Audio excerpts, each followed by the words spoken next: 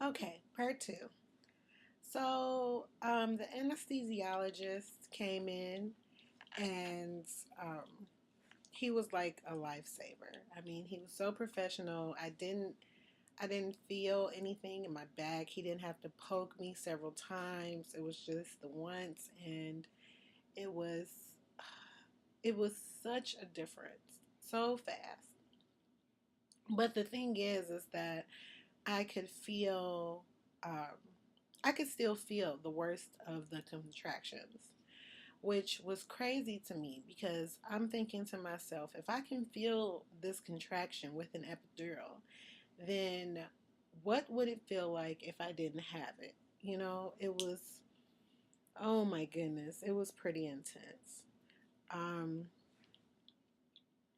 it was like I went in there, I had this whole plan about how I wanted my labor to go, but once it actually starts happening, things can change. I mean, for a lot of women, things can go exactly how they want them to, but you have to be open to a variety of options because you never know what's going to happen. I planned on doing the water birth. I couldn't, due to the circumstances. Um, and without being immersed in water, it really took away from how I planned on dealing with the pain.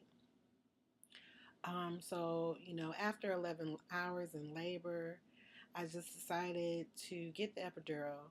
And after that, everything was fine. Now, what the midwife ended up telling me is that a lot of times women will get the epidural too soon, before their contractions really start kicking in.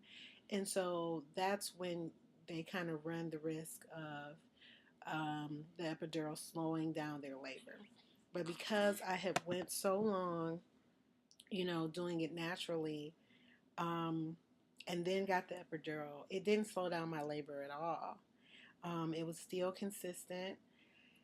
And so um, after 17 and a half hours, um, they checked me and they told me that I was fully dilated plus two. So that whenever I decided to start pushing, I could. And it was like music to my ears, because I had waited all of this time um, to hear those words. And so when I heard them, I didn't want to push yet. I just wanted to kind of um, be in the moment, which I did. They didn't rush me, and I just kind of sat there and just said, "Wow, I'm about to start pushing this little girl out of my body." I was really excited at that point because it wasn't like I was ever afraid of the pain, and I was never afraid of pushing her out. I was just determined to uh, to do it. So um, I started pushing eventually, and I didn't want to be in the missionary position um, to push her out. I wanted to be elevated because I wanted to work with gravity. I didn't want to be in the missionary position because it works against gravity, and it's really not the most natural way for women to have children. So I went ahead and um, ended up having her. There you go. Okay.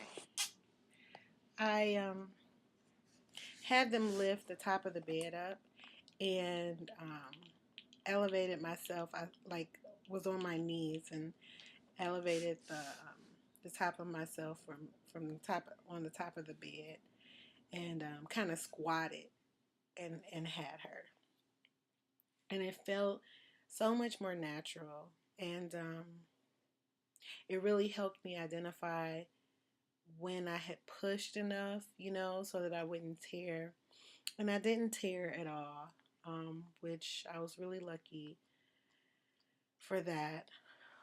Um, what else? Yeah. So the reason that they wouldn't let me have the water birth with the Maconin is because it's a sign that the baby might be in some kind of distress. So um, as soon as the baby was born, they had three pediatricians um, come in the room because basically they didn't want her to swallow any of the amniotic fluid with the Maconin in it. So they hurried up and grabbed her after I had her and checked her out, and she didn't swallow it. So that was good because it was a possibility that she would have had to spend some more time in the hospital if she had, but she didn't. And they gave her right to me afterwards, and let me hold her for about 30 minutes. And that was the advantage of having a midwife. They let me, it was so much more lenient as to what I could do in order to have my baby. They didn't force me to be in the missionary position. They let me try several different positions. They, didn't force me to do anything that I didn't want to do. And they let me hold her after they checked her out. They let me hold her for a really long time, and we kind of bonded. And she was wide awake when she came into the world. She didn't seem drugged up. She didn't seem like in any stress. She was wide awake and just so aware of what was going on, that we were able to have some bonding time, which was awesome. Um, so, yeah, that was that. And I've been recovering. She's been here 8 days. I've been recovering really well. And she's doing really well. She had her first doctor's appointment today, and she's gained back all of her original weight plus some. So, um, everything's happy and marvelous and just great over here right now. My husband is so excited, and I am so excited, and just feeling very blessed, you know. So that is my labor and delivery story. I'm trying to think if I'm leaving anything out. What's going on? She's asleep now. So I know you're probably saying that, thinking to yourself that she doesn't look much like me. I mean, she has my eyes, but my husband his father is Italian and his mom is Cuban. So she looks a little bit more like him and his side of the family.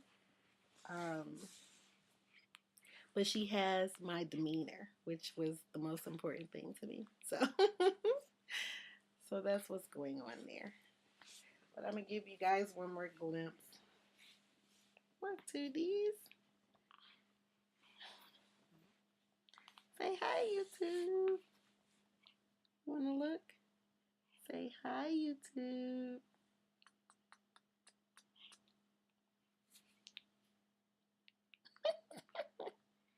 She's great. She's so awesome.